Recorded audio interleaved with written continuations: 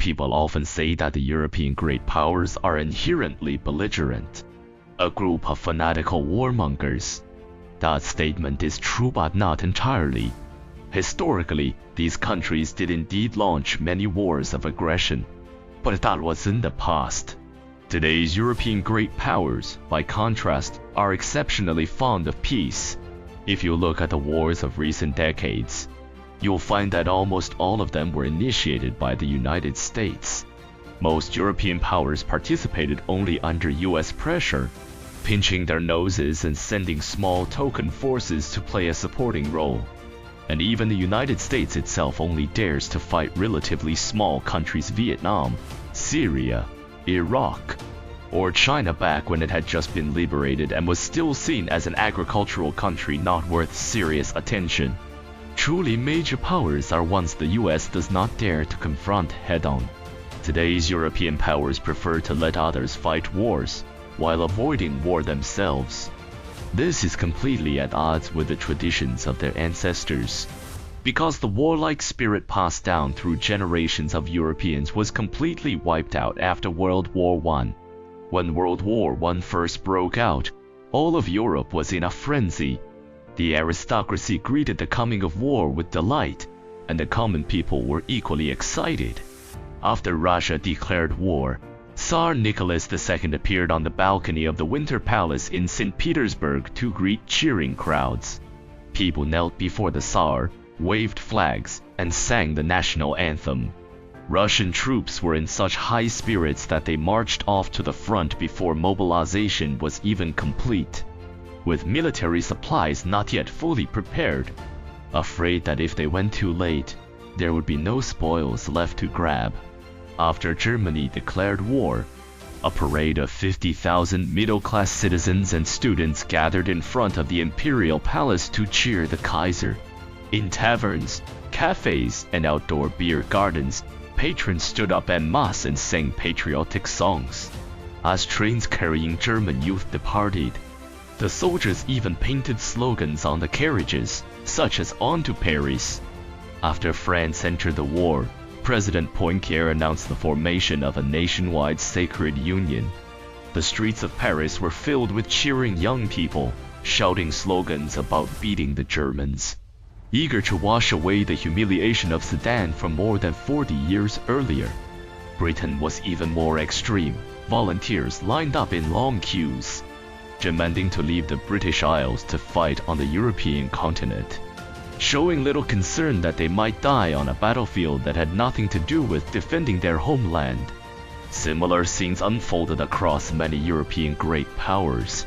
Austria, Hungary, and Turkey were no different, each experiencing a wave of enlistment, welcoming the arrival of war almost with applause. All the European countries that entered the war saw mass enlistment frenzies. There were even news reports of civilians committing suicide in anger after failing medical examinations, believing they had been deprived of the chance to win glory. Why were European people so fanatically eager to enlist when World War I began?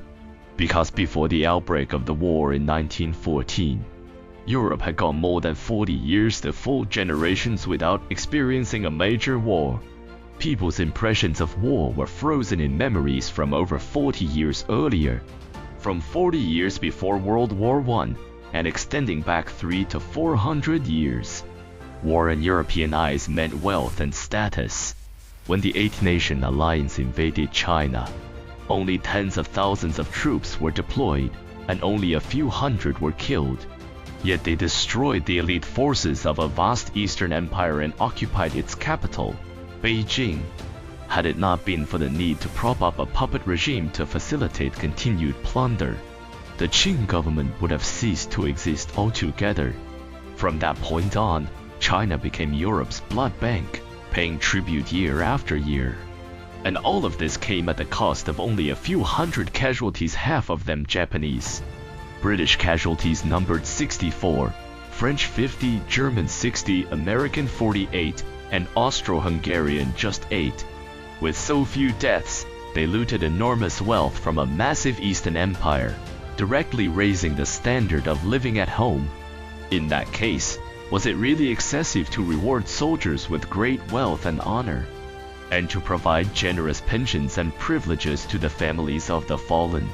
European armies experienced similar situations when fighting other colonies' minimal losses in exchange for vast lands and riches.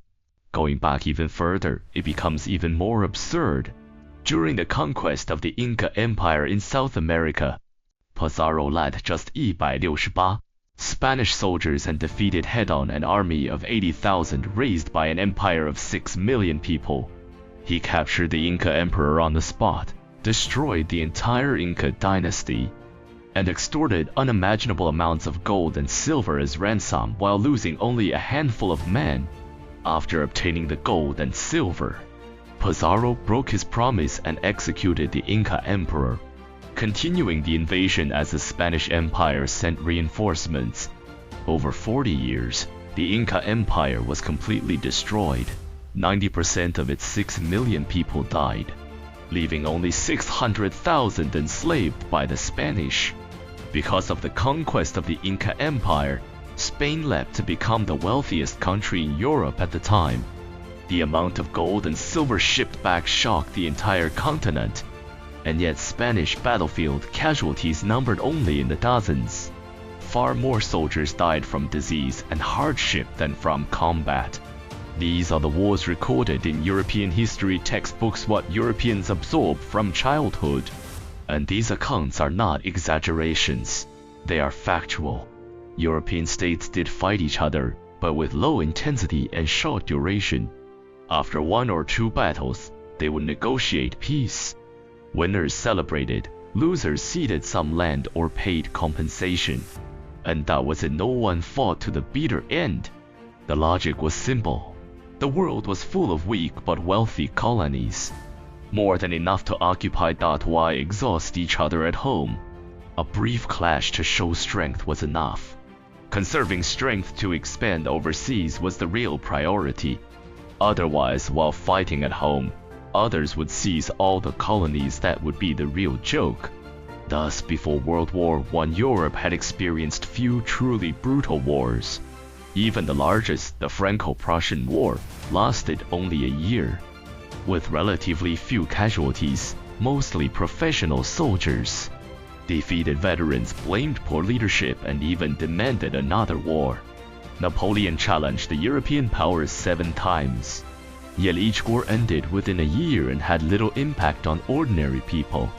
This historical background lasted not just a few years, but several centuries. Young people raised in such a culture generally believed war was a short, thrilling adventure. They believed that once their country went to war, victory would come quickly and casualties would be limited. Once war began, it meant the nation would get rich and individuals would get rich as well. People today would never think this way. But before World War I, almost all young Europeans did. Don't laugh at them as foolish. Let me give you a simple example to help you put yourself in their shoes. Suppose China today sent 50,000 troops and directly destroyed the United States, at the cost of only a few dozen deaths and a few hundred wounded.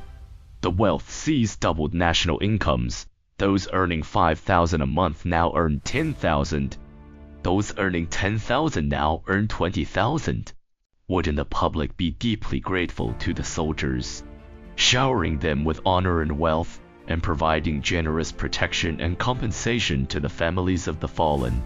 If such outcomes happen not once, but dozens of times, over 3 or 4 centuries, every war ending like this, how would you view war? You would only regret being born too late, missing the chance to gain glory and riches like your ancestors. At that point, if a wealthy country called Beautiful Nation declared war on you, would you be afraid or excited? Would you support the war or oppose it? Put yourself in that position, and you'll understand the mindset of Europe's youth before World War I. But this time, World War I was different. In the decades leading up to World War I, nearly all colonies across the globe had already been carved up. There were no new colonies left for the European powers to plunder. If they wanted more, the only option was to seize colonies already controlled by other European powers. and that inevitably meant total war because the opponent would strike back directly on European soil. After decades of living with no new colonies to loot, Europeans had had enough. The reason was simple. The days of steadily improving living standards were over. More and more people saw their quality of life stagnate or even decline year after year. In their eyes, all of this was caused by governments that were too weak, too cowardly to launch wars abroad. At first glance, this conclusion seems ridiculous, but when you place it alongside the historical fact taught in textbooks, that previous generations got rich every time they fought a war, it suddenly doesn't seem ridiculous at all. So before World War I, young people across Europe rushed enthusiastically to enlist, hoping to use war to solve their country's inability to keep getting richer. This kind of fanaticism is something Chinese people who had never looted massive wealth through war find very hard to imagine. During World War II, France surrendered extremely quickly, faster even than the German advance. Because of this, many Chinese view the French as a nation with very weak will to fight. But in World War I, France was one of the most war-crazed nations in all of Europe. Its level of fanaticism far exceeded anything most Chinese could imagine. Let's look at some numbers. In 1914, when World War I broke out, France's total population was under 40 million, with about 20 million men. France mobilized a total of 8 million men, around 40% of all males in the country. In the end, 1.31 million French soldiers were killed, and 2.8 million were wounded or disabled. Total casualties reached roughly 4 million, nearly half of all those who fought. After the war, the average age of French men dropped off a cliff. Young men were almost wiped out. 40% of the nation's men went to war. Nearly half of them were killed or crippled. France fought this disastrous war for 4 full years and gained almost nothing of substance. And yet, the French nation insisted on fighting that it had to win. Before the war, the University of Paris had about 14,000 students. After the war, only 3,000 to 4,000 were still alive, most of them women who had never gone to the front. Male students were almost entirely wiped out. The École Normale Supérieure Alma Mater of Fourier, Cauchy, Laplace, Lagrange, and later 14 Fields medalists and 13 Nobel laureates, was virtually annihilated by the war. In some cohorts, only a handful of students returned alive from the battlefield. France almost completely drained the blood of an entire generation. After the war, young men were extremely hard to find across the country. This even led to large numbers of Chinese laborers who had come to France to dig trenches marrying young and attractive French women. Such a staggering price paid just to win a war. Tell me, can you say this nation lacked the will to fight? France's war spirit was strong. Britain's was no weaker. British civilians, after enlisting, advanced in tight formation straight into Maxim machine gun fire, being mowed down in waves. On the bloodiest single day, British casualties reached 60,000, still one of the highest single-day casualty figures in world military history. And this suicidal tactic of charging machine gun positions in formation lasted for 3 full weeks. During that time, civilian-based units followed orders to the letter without hesitation. In the end, total British casualties on the European continent reached 3 million. As for Germany's will to fight, it hardly needs explanation. Germany fought Britain and France on the Western Front, Russia on the Eastern Front, sustaining a 2-front war for 4 full years. Germany only surrendered after the United States entered the war. The overall fighting spirit of the German army is evident from this alone. When World War I first began, the European powers were truly overflowing with martial virtue. Across Europe, almost no population feared death. At the mention of going to war, people rushed forward, shouting with excitement. And not only were they unafraid to die, they were also completely unafraid to spend money. In 1918, the final year of World War I, military expenditures were Britain 81.04美元 billion France 77.08美元 billion Russia $40.40 billion United States $87.79 billion Germany $87.79 billion. What do these numbers mean? In 1918, Japan's military spending was only $1.5 billion. Yet at the time, no one in China dared provoke Japan. Let's look at gold prices for better perspective. In 1920, gold was about $30 per ounce. After the war, Europe owed the United States $11.6 billion, equivalent to about 11,966 tons of gold. Today, the U.S. Federal Reserve holds about 8,133 tons of gold. At 1920 prices, that wouldn't even be worth $10 billion. Yet during World War I, Britain, France, or Germany each spent nearly $80 billion per year on the military, equivalent to about 80,000 tons of gold annually. That's 10 times the total gold reserves of the modern United States. Now compare GDP delta in 1913, the year before the war. Nominal GDP was Britain 11.4美元 billion France 9.55美元 billion Germany 12.4 billion. Note, this is GDP, not profit. Yet by 1980, each of these countries was spending around $80 billion per year on the war, about 8 times their pre-war annual GDP. Now compare this to China. In 2022, China's GDP was about 121 trillion yuan, with military spending around 1.45 trillion yuan. If China were to match World War I levels, meaning annual military spending equal to 8 times pre-war GDP, that would require 1,000 trillion yuan in a single year. That's roughly 700 times China's current military budget. Only at that scale could China's wartime commitment barely match that of Britain, France, or Germany during World War I. Looking at these figures, you can see just how extreme the European powers' war resolve truly was. They were fighting wars of blood. This level of war spirit was unprecedented and likely will never be replicated again. So the question is, where did all the enormous wealth that Europe plundered over 300 to 400 years ultimately go? Just look at the astronomical military spending of Britain, France, and Germany during World War I, and you already have the answer. It was all burned up on the battlefield, mutually exhausted, nation against nation. Because the losses were so catastrophic, the German Kaiser abdicated, the Russian Tsar and his entire family were wiped out, and the Austro-Hungarian Empire completely disintegrated. The Russian citizens who once cheered the Tsar's march to war later starved to the brink of survival.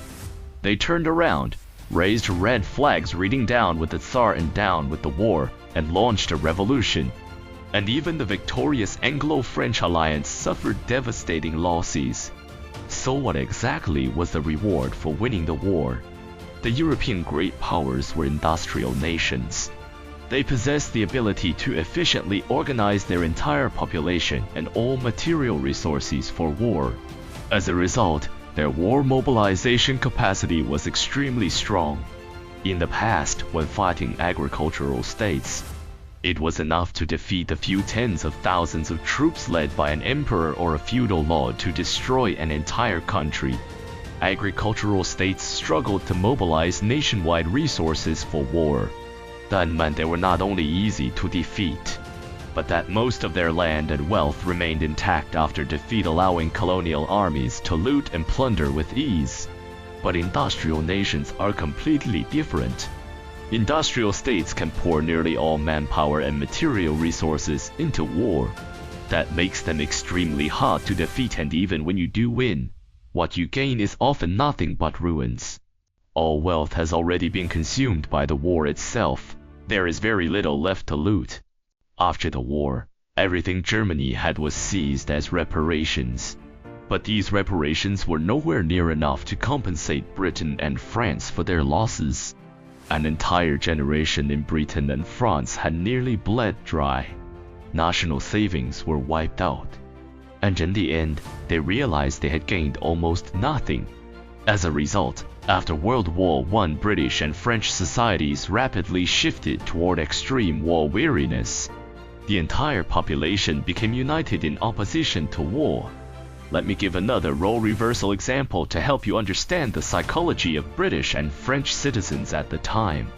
Do you remember those World War I numbers? France had fewer than 40 million people, about 20 million men. A total of 8 million men were mobilized, and 4 million were killed or wounded. If we scale those figures proportionally to China, what would that look like? Assume purely hypothetically that China has 1.4 billion people, with 700 million men. Applying France's ratios, China would mobilize 280 million men, with 140 million casualties. Many elite universities, 985 and 211. Institutions would send over 10,000 male students to the battlefield, and only a few hundred would return alive. Only with losses that extreme could the scale barely match France's experience in World War I. After the war, we won, but living standards collapsed across the board. Those who once earned 20,000 a month now earn 10,000. Those who earned 10,000 now earn 5,000. The state exhausts itself demanding reparations from the defeated country, but the money still falls far short of covering pensions and compensation for the dead and disabled. In the end, each family receives just 50,000 as a one-time payout because the treasury is completely empty. You are a French male university student. By sheer luck, you survived the battlefield. But your classmates, relatives, and friends are almost all dead. With so many able-bodied men gone, family life becomes unbearably difficult. Female relatives, sisters, cousins have no means of support and no suitable men left to marry. In the end, many marry Chinese laborers who had once been looked down upon. All of this is your lived reality. 20 years later, World War II breaks out. German forces approach France. Your son asks you what you think about war, whether he should enlist. Regardless of the casualties, to fight Germany, what would you say? When you truly put yourself in that position, you begin to understand why French society was so deeply anti-war when World War II erupted. In fact, in the years before Germany formally launched the war, Britain and France already knew very well that Germany would fight again. Germany's economy had completely collapsed. All national wealth had been stripped away. People lived in extreme hardship. Apart from launching another war and gambling everything, there was almost no other path forward. One loaf of bread costs 500,000 marks. White phosphorus shells streak across the sky. That was the real background behind why Germans were willing to enlist and start World War II. But France did not want to stop Germany. Because sending troops to suppress Germany meant more deaths, and France refused to bleed again. So France went all in on building the Maginot Line, focusing purely on defense, not offense. The logic was simple. I know Germany wants to fight, but I don't want to fight these, so I'll just build defenses. Germany can attack whoever it wants as long as it doesn't attack me. If someone has to intervene, Britain can send its own troops. Britain, having also bled dry in World War I, likewise did not want to send soldiers. So Britain and France jointly adopted appeasement, allowing Hitler to grow stronger step by step, annexing neighboring countries one after another. After Germany destroyed Poland, it bypassed the Maginot Line and launched a blitzkrieg against France. Even at that point, if France had been willing to fight to the death like it did in World War I, paying another 4 million casualties, it might still have defeated Germany. But no one in France was willing to bleed like that again. So in just over 40 days, France surrendered at lightning speed. Whoever wants to fight, go fight, I'm done. Overall war resolve collapsed to a terrifyingly low level. Yet World War II still swept across Europe, smashing the entire continent to pieces. World War I merely burned through the wealth Europe had plundered over 3 centuries. World War II reduced Europe to outright poverty. After the war, Europe could barely restore economic operations at all without American aid. The once earth-shaking European great powers all fell into second-tier status. Not a single one retained the ability to intervene globally. Meanwhile, the United States, having avoided war until the final stage before fully committing, leapt straight to the position of the world's #1 power. After World War I, Europeans actually no longer wanted to fight. But because their losses were so enormous and domestic resentment ran so deep, they drafted the Treaty of Versailles with the goal of squeezing Germany completely dry. The result was the direct ignition of World War II 20 years later, utterly destroying everyone involved. That is why, after World War II, European countries began to display an extreme form of love for peace. They drastically reduced demands for German reparations. The compensation was largely symbolic, and they even had the United States pay to help Germany rebuild its economy. The purpose was very simple: to prevent Germany from being pushed to the brink of survival and launching a Third World War. The fanatical, almost insane war enthusiasm that swept European societies at the outbreak of World War I disappeared forever. History proves that the European great powers' 3 to 4 centuries of relentless aggression had a single underlying cause: war was immensely profitable. Once war stopped being profitable, once it began to bankrupt them instead, Europe immediately turned around and embraced peace. Over the past 100 years, only one country has truly reaped enormous gains from war: the United States. World War I and World War II made America fantastically wealthy. That is why the post-war United States became so enthusiastic about launching wars around the world. If one day the United States were to suffer catastrophic losses in war, like France did, bleeding out an entire generation and sending the national economy back 30 years, then Americans too would instantly become the world's most peace-loving people. These countries have always measured war purely in terms of cost and benefit, almost never in terms of morality. If there is money to be made, they become war fanatics with a level of resolve that shocks the world. If there is no money to be made, they surrender at lightning speed, displaying an equally shocking lack of resolve. And this, fundamentally, is completely different from the way our nation has historically viewed war.